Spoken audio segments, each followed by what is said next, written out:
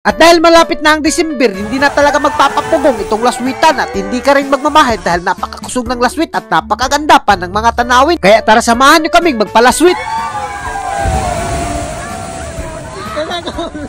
Ngayong araw guys, dahil medyo lubhang malakas talaga ang ulan, kaya naman napagdesisyon na namin na pupunta ng laswitan. Pero sa puntong ito, hindi sasama si Ivy dahil mayayay siya at napakalakas ng ulan. Kaya naman ako na lang yung pupunta at kasama ko yung mga tito ko. At transisyon na kaagad tayo. At si Konsi naman guys, bumiyahe na kaagad kami. At kung nakikita nyo naman guys, kahit maliligo kami, nagringkot pa rin kami dahil hindi talaga namin makaya ang ulan. Kung nakikita nyo si Kulmuni guys, nalilisudan na talaga siya. At dito nga lang pala kami papunta sa Cortez at bibiyahein nga pala namin ng medyo malayo-layo talaga to dito sa laswitan. Pero hindi naman talaga tatablan yung kalayo dahil nagmumotor naman kami at medyo malapit-lapit lang kapag minutor namin. At as you can see naman si kuya ko guys, talagang hindi pa rin kumukupas at talagang napakagwapo na. At habang tumatagal, mas lalong sumasarap talaga siya. At sa mga hindi nakakaalam, matagal-tagal ko na nga palang hindi nakabalik dito sa laswitan at matagal-tagal na nga pala akong hindi nakablog dahil seasonal lang tong laswitan at mahigit December lang talaga to lumalabas at lumalaswit. Kaya naman hindi na kami nagpadugay-dugay at nagbaktas nga lang pala kami dito guys. Pero pwede kayong mag-multicab dito, pero nagbaktas kami para ma-feel naman namin kung gaano kaganda ang nature dito. At as you can see naman guys, numaog na kami sa hagdanan dito na napakahabog naman talaga at napakalayo pa. Pero hindi ka naman magmamahal dahil masisilayan mo naman dito ang napakagandang laswitan. At as you can see naman guys, medyo bad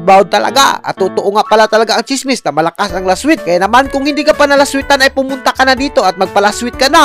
Baka ikaw na lang yung hinihintay dito. At isa talaga sa pinakaganahan ko dito sa laswitan, itong ambakanan na napakahabog naman talaga. At as you can see naman guys, pati mga bata malilingaw talaga dito sa kakaambak. Pero alam nyo ba guys, ito talaga yung pinaka main attraction dito. Ito ang liguanan nila na parang swimming pools na napakaganda na dahil may long laswit, talagang malilingaw ka. At as you can see naman guys, talagang napakakusog ng laswit pagpunta namin dito at natimingan lang talaga namin. Kaya kayo kung gusto nyo pumunta dito ay naku, pumunta kayo ng hapon dahil medyo taob-taob kapag hapon at malakas ang laswit. At as you can see naman guys, unti-unti nang dumarami ang taob at pati yung laswit unti-unti na rin lumalakas. At alam nyo ba guys, habang naliligo kami dito, nakahunahon na ako na gamitin ko yung ringkot ko na ginamit ko para hindi ako tugnawin at hindi ako mabasa. Pero naku, hindi ko naman mapapfeel ang ganda ng laswitan at yung pisik-pisik niya.